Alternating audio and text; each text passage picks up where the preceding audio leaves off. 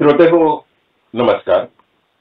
आज आपल्या ह्या व्यासपीठावर डॉक्टर दत्ता पोंदे हे आलेले आहेत आणि आजच्या आपल्या मुलाखतीचा मुख्य विषय असा आहे की डॉक्टर होमी भाभा बाल वैज्ञानिक ही जी परीक्षा असते तर त्या परीक्षेसंबंधात माहिती घेणं आणि त्याच्यासाठी कुठलं पुस्तकं उपलब्ध आहेत, या परीक्षेचं नेमकं स्वरूप काय आहे, या परीक्षेचे नेमके फायदे काय आहेत आणि ही परीक्षा कोण देऊ शकतं, असा एकंदरीत आपल्या आजच्या मुलाखतीचा प्रवास आहे. डॉक्टर दत्ता पोंदे, आपलं स्वागत या मंचावर. धन्यवाद प्रदीप. Good afternoon. सर्वात पहिली गोष्ट अशी की आम्हाला थोडंसं तुमच्याबद्दल ऐकायला आवडेल की किती वर्ष शिक्षण क्षेत्रामध्ये तुम्ही आहात आणि साधारण एक तुमचा काय एक थोडक्यात असा प्रवास विज्ञानाचा एक सांगितला तर बरं होईल. निश्चितच. मी तसा पूर्णपणे शिक्षण क्षेत्रातच आहे. मी संशोधन पुण्यातील राष्ट्रीय रासायनिक प्रयोगशाळेमध्ये केलं आणि ही मला PhD पदवी मिळाल्यानंतर मी 2 वर्ष इस्रायलमध्ये संशोधक म्हणून काम केलं. त्यानंतर 4 वर्ष अमेरिकेमध्ये वॉशिंग्टन विद्यापीठामध्ये वरिष्ठ संशोधक म्हणून काम केलं आणि त्यानंतर मी 6 वर्ष युनिव्हर्सिटी ऑफ पेनसिल्व्हेनिया, जी अतिशय प्रतिष्ठित विद्यापीठ आहे अमेरिकेतील, तिथं मी प्रोफेसर म्हणून काम केलं. त्यानंतर एक मुलांना वेगळा अभ्यासक्रम शिकवण्याच्या दृष्टीने मी एक संस्था स्थापन केली आणि आम्ही नगरमध्ये डेक्कन केमिकल सोसायटी फॉर्म केली आणि त्या अंतर्गत आम्ही काही अभ्यासक्रम सध्या मुलांना आम्ही शिकवतोय. त्याचबरोबर आपल्या विद्यार्थ्यांनी विज्ञान क्षेत्रामध्ये काहीतरी चांगलं संशोधक बनावं या दृष्टीने बाल वैज्ञानिक उपक्रम सुद्धा आम्ही 2013 पासून आम्ही सुरू केलेला आहे. तुम्ही म्हटलात एक इन्स्टिट्यूट स्थापन केली, तर त्याचं नाव काय आणि थोडक्यात ती कुठे आहे, नेमकं त्याचं लोकेशन कुठे आहे?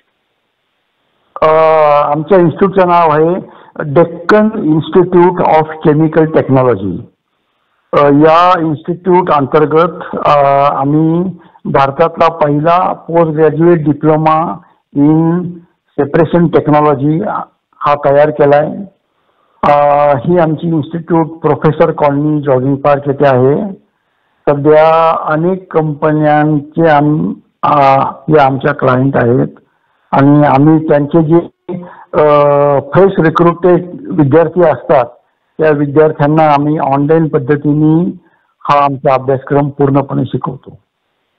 अच्छा, तर आता आपण आजचा आपला जो मूळ विषय आहे डॉक्टर होमी भाभा बाल वैज्ञानिक ही जी परीक्षा आहे, तर सर्वात प्रथम ही परीक्षा कोण देऊ शकतं, म्हणजे कोणासाठी ही परीक्षा आहे याबद्दल आपण माहिती घेऊया.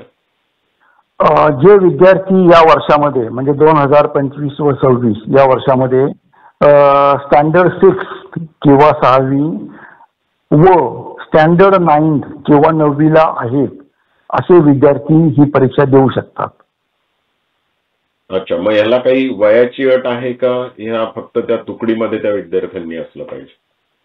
नाही, वयाची काही अट नाहीये, फक्त विद्यार्थी त्या तुकडीमध्ये हवाय. ही परीक्षा स्टेट बोर्डचे विद्यार्थी, CBSE बोर्डचे विद्यार्थी, नंतर केंब्रिज बोर्डातले विद्यार्थी, ICSE बोर्डातले विद्यार्थी कुणीही देऊ शकतं. आणि मग ह्या परीक्षेच्या अभ्यासक्रमाचं स्वरूप काय असतं? सर्वसाधारणपणे असं अपेक्षित आहे की जे विद्यार्थी 6वी मध्ये आहेत त्या विद्यार्थ्यांनी 6वीचं स्टेट बोर्डचं पुस्तक व 6वीचं CBSE बोर्डचं पुस्तक ही दोन्ही बोर्डच्या पुस्तकांचा व्यवस्थित अभ्यास करावा, हे सर्वसाधारणपणे अपेक्षित आहे. पण परीक्षेमध्ये अनेक प्रश्न हे इयत्ता 7वीच्या अभ्यासक्रमावर सुद्धा आधारित येतात. तर मी एवढे ॲडवाइस करेल, कमीत कमी विद्यार्थ्यांनी 6वीची तरी दोन्ही पुस्तकं व्यवस्थित वाचणं गरजेचं आहे. जे विद्यार्थी 9वी मध्ये आहेत अशा विद्यार्थ्यांनी 7वी, 8वी व 9वी या तिन्ही वर्गातील विज्ञानाची पुस्तकं वाचणं गरजेचं आहे. परत दोन्ही बोर्डाची म्हणजे स्टेट बोर्ड आणि सीबीएसई बोर्ड ही दोन्ही बोर्डाच्या पुस्तकाचा विद्यार्थ्यांनी अभ्यास करणं महत्वाचं आहे. अच्छा, मग याच्यामध्ये हा जो सिलेबस आहे तर ही म्हणजे आपण असं म्हणायचं का की ही ह्या सिलेबस ओरिएंटेड परीक्षा आहे, म्हणजे सिलेबसवर आधारित याच्यावर प्रश्न येतात किंवा कसं? नाही, तसं नाहीये. कारण सर्वसाधारणपणे मी असं म्हणेल 50% क्वेश्चन हे सिलेबसवर आहेत. पण बरेच प्रश्न हे आपण त्याला अप्लाइड म्हणतो की म्हणजे एखाद्या विद्यार्थ्यांनी एखादं टेक्निक शिकला तर त्याच्या ऍप्लिकेशन वर ते बऱ्याच प्रकारे क्वेश्चन विचारतात. नंतर चालू वैज्ञानिक घडामोडी म्हणजे मागील वर्षातल्या तरी भारतातल्या किंवा जगातल्या प्रमुख घडामोडी यावरही ते प्रश्न विचारतात. त्यामुळं फक्त पुस्तकी बेस परीक्षा नाहीये, विद्यार्थ्यांच्या वैज्ञानिक सर्वसाधारण जीवनातला कस लावून घेणारी परीक्षा आहे. हा, म्हणजे मला वाटतं इथेच या परीक्षेचं वेगळं पण दिसतं की ही नुसती सिलेबस ओरिएंटेड परीक्षा नाहीये. सिलेबस हा एक बेस झाला आणि त्याच्यानंतर पुढचं जे आहे ते की ह्या सगळ्या गोष्टी विज्ञान जे आपण शिकतो ते प्रत्यक्षात आणायचं कसं किंवा त्याचे कुठे उपयोग होतात हा एक महत्वाचा भाग आणि हा महत्वाचा दृष्टिकोन मला वाटतं ही होमी भाभा बालवैज्ञानिक परीक्षा जी आहे ती सगळ्या मुलांना देते. त्यामुळे म्हणजे मी तर असं सुचवेन सगळ्या मुलांना की हा दृष्टिकोन जर तुम्हाला तुमचा पडताळून पाहायचा असेल आणि मुलांमध्ये हा दृष्टिकोन जर रुजवायला हवा असेल तर सर्व विद्यार्थ्यांनी ही परीक्षा नक्की दिली पाहिजे.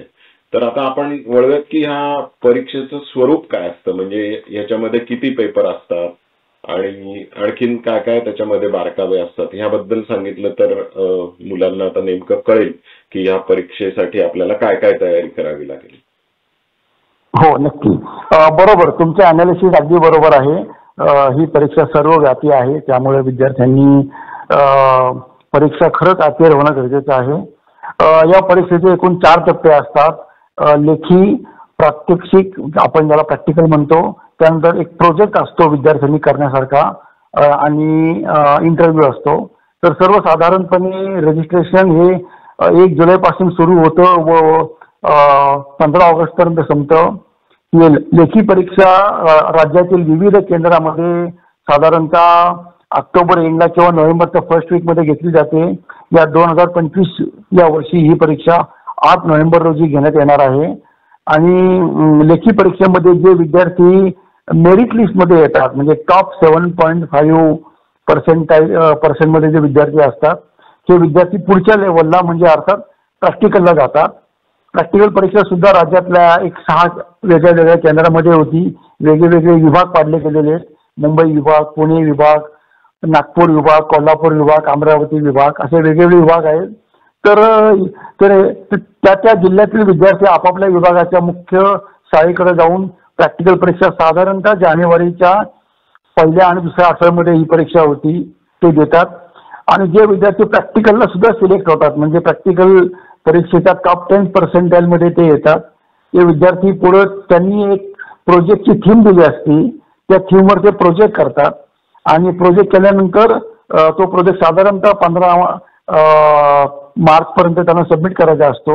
आणि त्यानंतर एके दिवशी 15 दिवसांनी विद्यार्थी मुंबईला जाऊन त्याचा इंटरव्ह्यू देतात. 2 इंटरव्ह्यू होतात, एक प्रोजेक्टवर आणि एक पर्सनल इंटरव्ह्यू की इन जनरल विद्यार्थ्यांचं वैज्ञानिक ऍप्टिट्यूड कसा आहे चेक करण्याकरता. तर अशा प्रकारे ही परीक्षा एक प्रकारे वर्षभर हिची ऍक्टिव्हिटी ही चालू असते परीक्षेची. हे परीक्षेचं स्वरूप आहे. हो, म्हणजे खूपच मोठा प्रवास आहे या परीक्षेचा आणि तो नक्कीच विद्यार्थ्यांना एक नवीन अनुभव देणारा आहे. आता याच्यामध्ये आपण म्हटलं की महाराष्ट्र राज्यामध्ये तर ही परीक्षा राष्ट्रीय पातळीवरची आहे का राज्य पातळीवरची आहे आणि दुसऱ्या कुठल्या राज्यांमध्ये पण ही परीक्षा होते का फक्त महाराष्ट्रात होते? महाराष्ट्रामध्ये 100% संपूर्ण जिल्ह्यांमध्ये होते आणि वेगवेगळ्या तालुक्यांमध्ये होते. राज्य पातळीवरील सुद्धा त्यांचे प्रयत्न चालू आहेत, पण काही ठिकाणी होतही असणार, पण तशी सध्यापुरती आपण या राज्य पातळीवरील मानूया आपण.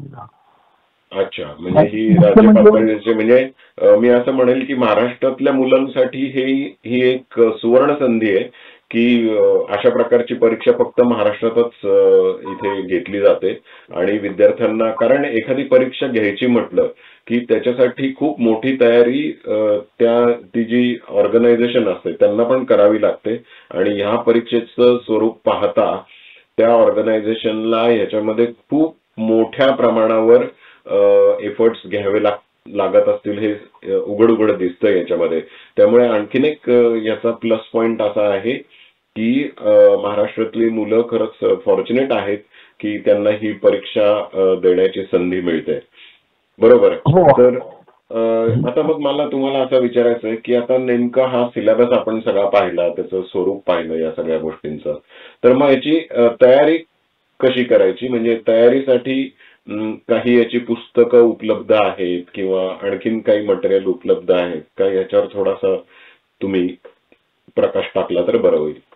हो, नक्कीच. एक पॉइंट मला तुम्हाला सांगायचा राहून गेलाय की ही परीक्षा साधारणतः 42 वर्षांपासून राज्य पातळीवर घेतली जाते.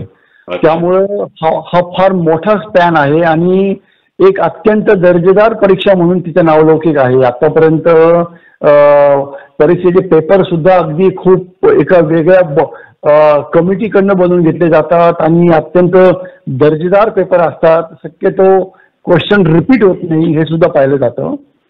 आता तुम्ही मला विचारलात की काही पुस्तकं वगैरे अवेलेबल आहेत का. खरं म्हणजे की एक 2-3 प्रकाशनची पुस्तकं या परीक्षेकरता अवेलेबल आहेत, पण तरी मी म्हणेल की सर्वव्यापी नाही आहेत. म्हणजे मी गेले 12-13 वर्ष या परीक्षेचा अभ्यास करतोय आणि मला असं जाणवलं की ज्या प्रकारचे प्रश्न विचारले जातात त्या प्रकारामध्ये खरोखर म्हणजे सर्वसमावेशक पुस्तक असं नाहीये सध्या तरी अवेलेबल.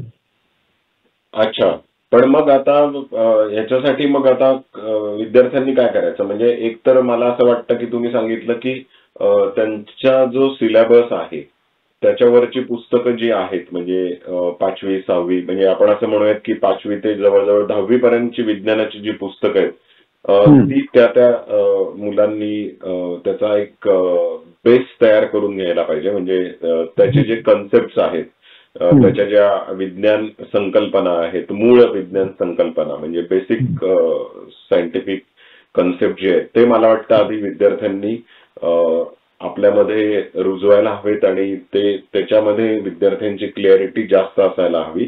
आणि त्याच्यानंतरचा पुढचा जो टप्पा आहे की हे कन्सेप्ट वापरून आपल्या आजूबाजूला काय घडतं याच्यावर विद्यार्थ्यांनी लक्ष केंद्रित करायला पाहिजे. तर हे असं आता बाकीची सिलेबसची पुस्तकं तर उपलब्ध असतातच, पण हा जो एक वेगळा अप्रोच आहे या परीक्षेचा, तर त्याच्यासाठी कुठलं साहित्य वापरायचं, कुठली पुस्तकं उपलब्ध असतील. खूप छान प्रश्न तुम्ही विचारलाय बरं का. खरं म्हणजे कारण की असं खरंच मटेरियल आज बाजारामध्ये उपलब्धच नाहीये. कारण की एक पॉइंट असा की सिलेबस तुलनेने खूपच वास्ट आहे. म्हणजे विद्यार्थ्यांना फक्त फिजिक्स, केमिस्ट्री, बायोलॉजी त्यांच्या पुस्तकातलं माहिती पाहिजे असत नाहीये, तर त्यामध्ये ॲस्ट्रॉनॉमी आहे, वेदर आहे, कम्प्युटर आहे, आर्टिफिशियल इंटेलिजन्स आहे, अशी इंजिनिअरिंग आणि टेक्नॉलॉजी मधल्या घडलेल्या वेगळ्या गोष्टी आहेत. आणि त्यामुळे वैयक्तिक मला असं जाणवलं की अरे एक गरज आहे की विद्यार्थ्यांना काहीतरी एखाद्या लिखित स्वरूपात या गोष्टी आपण अशा प्रोव्हाइड केल्या पाहिजे की जेणेकरून विद्यार्थी त्याचा अभ्यास करतीलच. म्हणजे की आता उदाहरणार्थ की मी वैयक्तिक तुम्हाला माहिती असेलच की मी वैयक्तिक करंट सायन्सवर दर आठवड्याला एक लेख लिहितो आणि नुसत्या घडामोडी पाहिल्या. प्रसिद्ध आहे एका वर्तमानपत्रामध्ये, नगर टाइम्स मध्ये तुमचा लेख येतो. हो हो हो, समाचार हे अत्यंत दर्जेदार वृत्तपत्र आहे, तिथं मी प्रसिद्ध करतो. तर मी पाहतो की एवढ्या वैज्ञानिक घडामोडी आहेत ज्या मला कव्हर करणं शक्य होत नाही. म्हणजे एखाद्या आठवड्यात कधी कधी 2-2 घडामोडी घ्यायच्यात. आता मला तर एकच आठवड्यामध्ये लेख लिहायचा माझ्याकडे जागा आहे, पण दोन महत्वाच्या घडामोडी होऊन गेल्या तर त्या गोष्टी मागं पडतात. त्यामुळे अशा खूप गोष्टी आहेत ज्या आपल्याला घ्यायच्या असतात आणि त्यामुळे आपण आता हा विचार गृहीत धरला की आपल्याला वेगवेगळ्या ज्या आजूबाजूला घटना घडतात किंवा ऍप्लिकेशन रिलेटेड ज्या काही गोष्टी आहेत तर त्याच्यावर मुलांनी आपलं लक्ष केंद्रित केलं पाहिजे. तर साधारणपणे ऍप्लिकेशन रिलेटेड एखादं उदाहरण तुम्ही सांगू शकता का की ह्याचा कन्सेप्ट पुस्तकामध्ये आहे आणि आपल्याला इथे त्याचा हा असा ऍप्लिकेशन दिसतो की अशा प्रकारचे प्रश्न परीक्षेला येऊ शकतात. याचं एक आपण उदाहरण घेऊयात. असे बरेच उदाहरणं खरं म्हणजे आहेत आणि तेच या परीक्षेचे मुख्य उद्देश आहे. म्हणजे आता उदाहरणार्थ तुम्ही साध्या गोष्टी पहा की बॉइलिंग पॉईंट काय आहे आणि त्याच गोष्टीचा कंडेन्शन पॉईंट किती आहे किंवा मेल्टिंग पॉईंट किती आणि फ्रीजिंग पॉईंट किती. तर या साध्या गोष्टी आपण विद्यार्थ्यांना आपण शिकवतो आणि त्याच्यावर ऍप्लिकेशन बेस्ड वेगळे क्वेश्चन हे या परीक्षेला विचारले जातात. त्यामुळे या परीक्षामध्ये विद्यार्थ्यांनी पाठांतर अजिबात करायचं नाहीये. प्रत्येक गोष्टीमध्ये त्यांनी व्यवहारामध्ये ती गोष्ट कशा प्रकारे वापरली जाईल, वापरता येतील किंवा कुठं कुठं वापरली जातील या गोष्टी डोळसपणे पाहायच्यात आणि असा अभ्यास करायचा आहे. आता मग हे सगळं विद्यार्थ्यांना मिळणार कुठून, म्हणजे काय आता याचं, कारण थोडंसं हे एका कलेक्टिव्ह मॅनर मध्ये म्हणजे एका संग्रहित याच्यामध्ये मिळणं आवश्यक आहे. कारण असं अदरवाईज आपण पाहिलं तर खूपच घडामोडी घडतात आणि थोडंसं एक दिशादर्शक याला आपल्याला काही मिळू शकतं का? अगदी बरोबर आहे. तर त्याच करता आम्ही काय केलंय, मी यावर्षी एक पुस्तक प्रसिद्ध केलंय दी नॅनो लायनर या नावाने आणि हे स्पेशली डॉक्टर होमी भाभा बालवैज्ञानिक स्पर्धेकरता बनवले.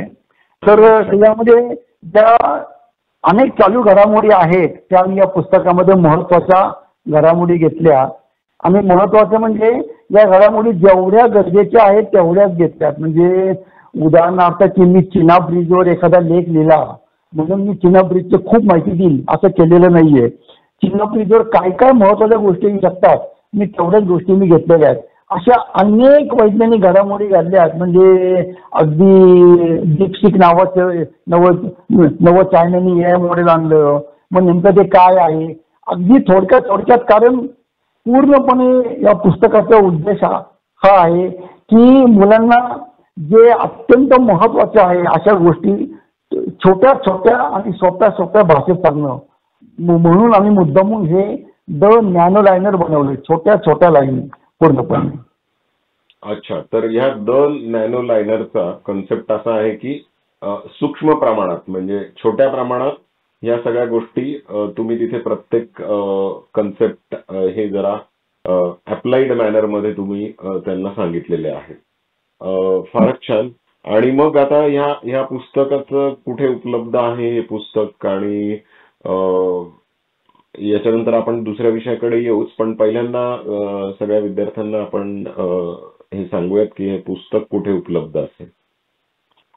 हे पुस्तक सिनर्जी सायन्स अकॅडमी मध्ये उपलब्ध आहे. आमचे मी 2 नंबर कळवतो, विद्यार्थी या दोन्ही नंबरवर व्हॉट्सअप किंवा फोनने आम्हाला कॉन्टॅक्ट करू शकतात. आमचा पहिला नंबर आहे 8805334100.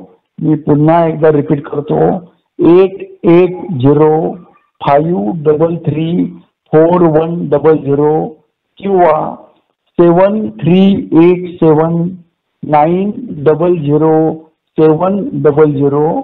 हा पण एकदा रिपीट करतो 7387900700. या दोन्ही कॉन्टॅक्ट नंबरवर पालक डिमांड करू शकतात. याची किंमत अगदी वाजवी आहे, फक्त 310 रुपये त्या पुस्तकाची किंमत आहे. आणि मुख्य म्हणजे हे पुस्तक विद्यार्थी अक्षरशः 10वी पर्यंत वापरू शकतील. कारण हे पुस्तक ही विभागणी अशी केली की विद्यार्थ्याला कुठली गोष्ट लगेच सापडली पाहिजे. म्हणजे ज्याप्रमाणे रिसर्च जर्नल असतात की म्हणजे की मला म्हणजे अगदी अँजिओस्पर्म पूर्णपणे अल्फाबेटिकली हे नॅनो लायनर मांडलेले आहेत. त्यामुळे प्रत्येक गोष्ट ही अगदी त्वरित सापडेल हे पाहिलंय. प्रत्येक गोष्ट ही त्या वर्गाला जेवढी पाहिजे महत्वाची आहे तेवढीच दिली गेलेली आहे. म्हणजे थोडंसं एक्स्ट्रा लोड अजिबात नाहीये. पण ऍट द सेम टाइम प्रत्येक लाईनीमध्ये इतकी इन्फॉर्मेशन आहे की प्रत्येक लाईन बाय लाईनला तिचं महत्व आहे. तर या दोन्ही नंबरवर पालक ही पुस्तकं मागू शकतात. आम्ही तुम्हाला ती पोस्टने किंवा कुरिअरने पाठवू शकतो. धन्यवाद. तर मित्रांनो, अशा तऱ्हेने आपण पाहिलं की ही जी परीक्षा आहे, आपण डॉक्टर होमी भाभा बाल वैज्ञानिक, तर ह्या सगळ्या परीक्षेचा प्रवास कसा आहे, ती कोणाला देता येते आणि त्या परीक्षेचे फायदे काय आहेत, त्या परीक्षेची तयारी कशी करायची, ह्या सगळ्या गोष्टी आज आपण डॉक्टर दत्ता पोंदे यांच्याशी बोलताना अनुभवल्या. आणि सगळ्या विद्यार्थ्यांना माझं एक सांगणं आहे की मी तर म्हणेन ही परीक्षा नाहीच आहे. म्हणजे आपली जी नेहमीची परीक्षा असते ती खरं तर तुमच्या फक्त ज्ञानाची, म्हणजे तुम्ही किती वाचलंय आणि किती असं आपण थोडंसं म्हणू की समजलंय, पण ही परीक्षा त्याच्या पुढचं पाऊल आहे. त्यामुळे ही जी परीक्षा आहे ही परीक्षा देण्याची गोष्ट नसून ही परीक्षा प्रत्येक विद्यार्थ्यांनी अनुभवली पाहिजे. आणि ह्याच्यामध्ये मी विद्यार्थी मित्रांनो तुम्हाला असं निश्चित सांगतो की आपले जे विद्यार्थी आहेत सगळे, की समजा असं तुम्ही म्हणताल की हा पहिल्या नंबरचा विद्यार्थी आहे, दुसऱ्या नंबरचा विद्यार्थी आहे, पण इथे तेवढ्या गोष्टीचा उपयोग नाहीये. त्याचा सायन्सकडे बघण्याचा दृष्टिकोन कसा आहे आणि तो विकसित झाला आहे का नाही हे या डॉक्टर होमी भाभा बाल वैज्ञानिक परीक्षेमध्ये तुम्हाला कळतं. त्यामुळे नुसत्या पाठांतरावर आधारित नसलेली मी तर म्हणेन ही एकमेव परीक्षा आहे की ज्याच्यामध्ये तुम्हाला खरंच तुमचं दृष्टिकोन शास्त्राबद्दलचा, विज्ञानाबद्दलचा, सायन्स बद्दलचा कसा आहे याचा मुलांना अनुभव घेता येतो. तर जाताना आपण पुन्हा एकदा डॉक्टर दत्ता पोंदे यांचे आभार मानू आणि एक तुम्ही मुलांना एक क्विकली काय संदेश देऊ शकता जाता जाता हे ऐकायला आवडेल. मी विद्यार्थ्यांना हा संदेश देईल की विद्यार्थ्यांनो, या परीक्षेचा रिझल्ट काय लागेल, मला मेडल मिळेल नाही मिळेल,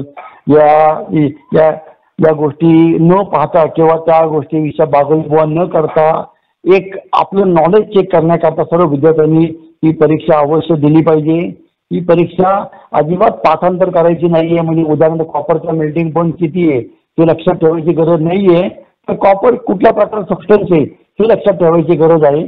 थोडक्यात पाठांतराला काही महत्व नाही. तुम्ही जे काही तुमच्या चालू शिक्षणामध्ये जे काही तुम्ही शिकतात ते जास्तीत जास्त खोल जाऊन त्याला समजून घ्या आणि हे तुम्ही समजले तर तुमचं यश हे या परीक्षेत व इतरही परीक्षेमध्ये व नंतर जीवनामध्ये 100% अगदी तुम्हाला मिळणार आहे.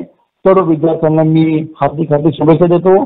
प्रदीप सर, तुम्ही पण इथे मला बोलण्याची संधी दिली, मला इथे आमंत्रित केलं, मी तुमचे खूप खूप धन्यवाद देतो आणि आभार मानतो तुम्हाला. धन्यवाद. मित्रांनो, नक्की तुम्ही ही परीक्षा द्या आणि तुम्ही हे जे नॅनो लायनर हे जे पुस्तक आहे त्या पुस्तकाचा नक्की अभ्यास करा. आणि मी तर म्हणेन फक्त मुलांनी नाही तर पालकांनी पण ते पुस्तक वाचलं पाहिजे आणि आपला विज्ञानाबद्दलचा दृष्टिकोन हा अधिक विकसित केला पाहिजे. धन्यवाद. धन्यवाद.